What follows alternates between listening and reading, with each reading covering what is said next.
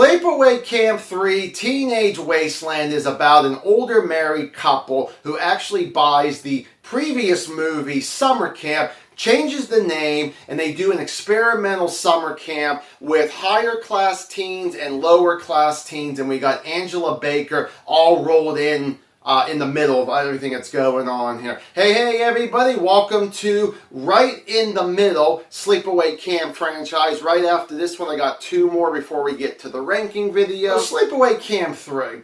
Now, I owned this movie the same time as Part 2, and when I first watched these movies back to back, I actually really enjoyed this one over Part 2. Now, do I still feel that way after that 5 or 6 years? Well, stay tuned.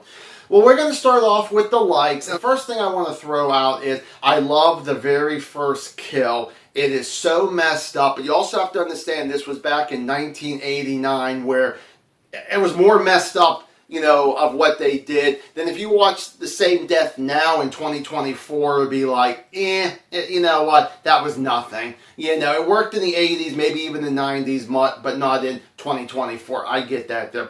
The only character that I really did enjoy throughout this entire movie was a cop named Bernie. And the thing was, I love how at one point they even make fun of him like Barney Rubble. And he was very believable. He's such a very sweet guy when he needs to be. Even when he does actually have to get upset, you know, this is one of these characters that you do actually want to cheer for.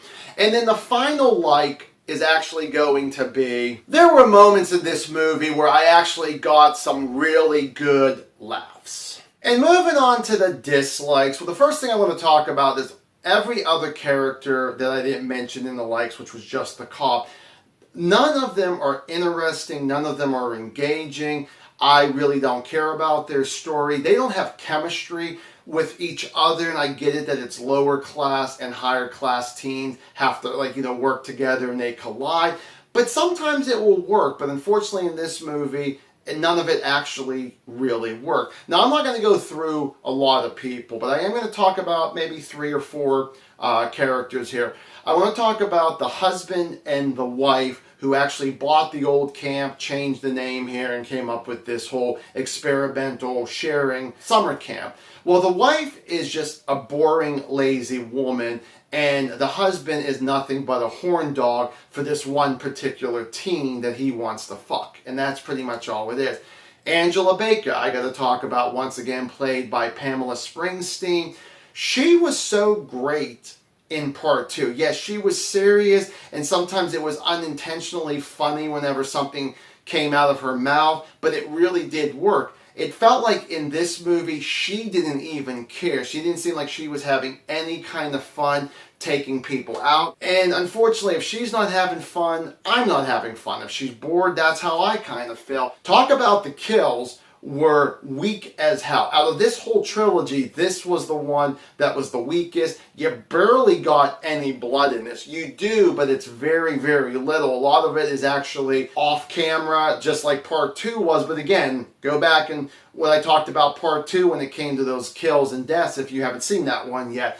But this one, I was just like, man, I really wanted this to be almost as good as Part 2, and it is really, I mean, not only just the movie, but Angela, they all drop the ball. The budget, you could definitely tell, was very low budget. This looks like this was almost like nothing. This could have been just cost like $1,000, $2,000, and that would have been all it was, because you're in the woods. More stuff I want to talk about when it comes to Angela. And she goes into this building, and she starts having a daydream about one scene in Part 2 where she's actually singing. And so, and the thing was that once that scene went through and all that, and people are clapping and cheering for her and all that, and they show her again, I'm like, oh, is the director trying to say that we should feel sorry for her?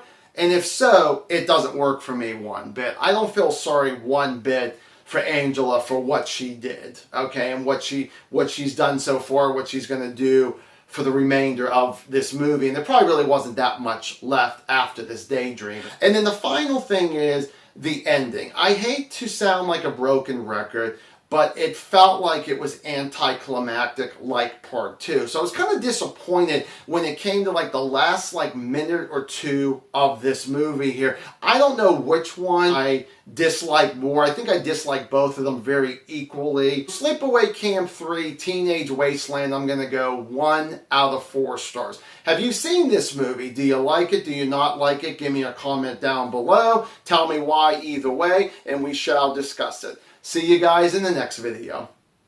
Bye.